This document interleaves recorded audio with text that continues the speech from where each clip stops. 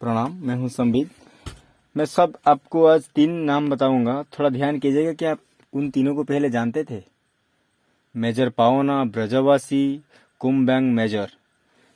जी हाँ, ये वही शख्स है जिन्होंने भारत को आज़ादी देने में अपना जान कुर्बान किए थे।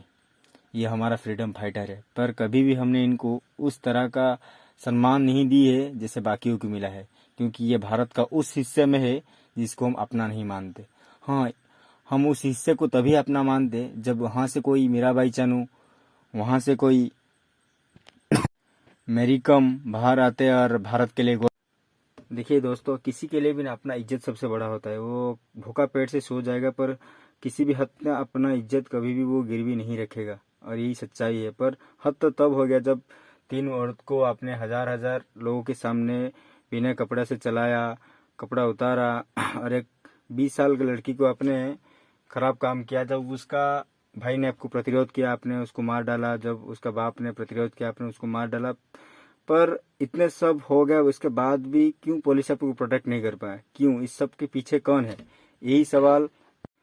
कैसे हमारा पुलिस हमारा बेटियों को बचा नहीं सकता है? हम चांद पे पहुंच गए, पर आज अपने घर में ही अपना बेटी सुरक्षित नहीं है।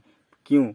अगर ये सवाल का देखिए दोस्तों, इससे पहले कि हम इस चीज़ को समझने लगे कि गलती क्या हुआ था सरकार से, क्यों उस चीज़ को कंट्रोल नहीं कर पाए, पर मैं कुछ बताना चाहूँगा आपको ताकि इस पूरे मुद्दे को आप ठीक से समझ सकोगे। वो जो मणिपुर में है ना, वो 3 तरह के लोग होते, मतलब 3 जनजाति का लोग होते। एक होते मैथई, वो हिंदू होते। दूसरे होते नागा और कुकी।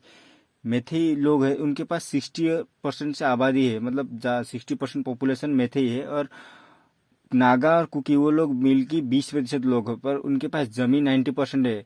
पर जो मैथई लोग हैं, इनके पास 10% का जमीन है। तो मैथई लोगों ने ये शिकायत की थी कि हमको भी इस अनुसूचित जनजाति में निकाल की जनजाति में डाल दीजिए, और हमें भी कुछ जमी चाहिए, मतलब वो पहाड़ी इलाके के जमी हम लोगों को कुछ चाहिए। पर इस चीज को नागा और कुकी लोगों ने पूरी तरह से मैथी ट्राइब यूनियन की तरफ से जो किया गया, ये आवेदन 10 साल पुराना है। और जब 19 अप्रैल को इस चीज को हाईकोर्ट ने एक्सेप्ट किया और उनको जनजाति में शामिल किया, तब कुकी और नागा की जो जनजाति के लोग थे वो इसको बहुत ज्यादा विरोध करने लगे, और बोले कि पहले से ही जो मतलब मैथई के लोग हैं वो उनकी पास ज्यादा सरकारी नौकरियों में दबदबा है, फिर इसीलिए वो हिंसा शुरू हुआ।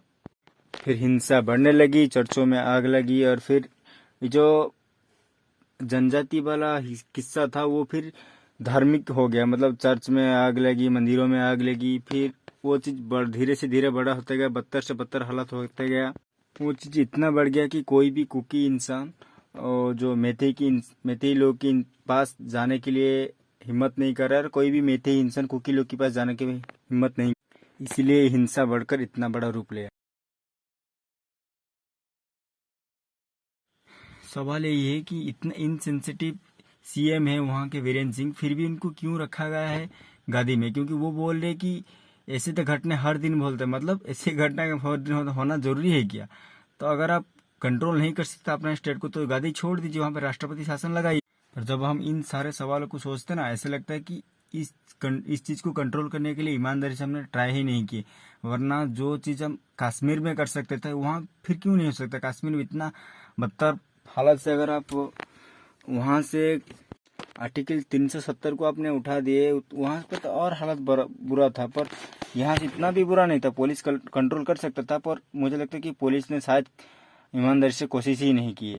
पर सच्चाई यही है कि इन सारे सवालों के जवाब हम ढूंढते ढूंढते रह जाएंगे। पर जो हालत से मणिपुर के लोग रह रहे ना, उनके लिए कुछ हो रहा है ना उनके लिए कोई कुछ कर रहा है। पर हम इस वीडियो के माध्यम में सबको अब एक रिक्वेस्ट करना चाहेंगे, इस वीडियो को थोड़ा फैलाइए ताकि हम आवाज़ उठा सकेंगे उन सारे पीड़ितों को।